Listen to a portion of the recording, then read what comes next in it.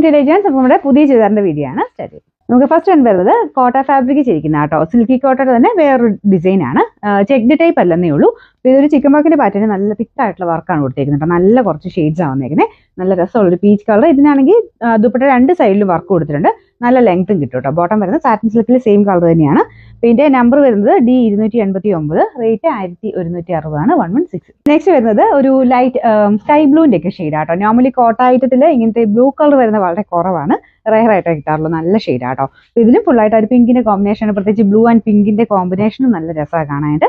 അപ്പോൾ ഇതിന് നമ്പർ വരുന്നത് D288, റേറ്റ് വരുന്നത് 1160 116. അടുത്ത ഷെയ്ഡ് വരുന്നത് ഒരു ആഷ് കളർ ആട്ടോ. ഈ ആഷിലാകുമ്പോഴത്തേനും പിങ്കിന്റെ ആ ഒരു ഡിസൈൻ കറക്റ്റ് ആയിട്ട് കാണാൻ പറ്റും. ആഡ്പിച്ച് കാണിക്കാം കേട്ടോ. അപ്പോൾ ഇതാണ് വർക്ക് വരുന്നത്. നെക്കിൽ മാത്രമായിട്ടാണ് നല്ല തിക്ക് വർക്കും, ബാക്കി അകത്തോട്ടും വർക്കുണ്ട്. ചെറുതായിട്ട് ആ ഒരു എംബ്രോയിഡറി വർക്ക് ചെയ്തിട്ടുണ്ട്. ദുപ്പട്ട ഇതുപോലെ ആട്ടോ വരുന്നത്. ആ കോട്ടയിലായതുകൊണ്ട് ഞാൻ അകത്തെ ആ ഒരു പ്രിന്റ് കാരണം ഇതിന്റെ ഭംഗി ശരിക്കും കാണാൻ പറ്റുന്നില്ല, അതുകൊണ്ട് ഞാൻ അടുപ്പിച്ചിട്ടത്. നല്ല രസമുള്ള ഐറ്റം ആട്ടോ.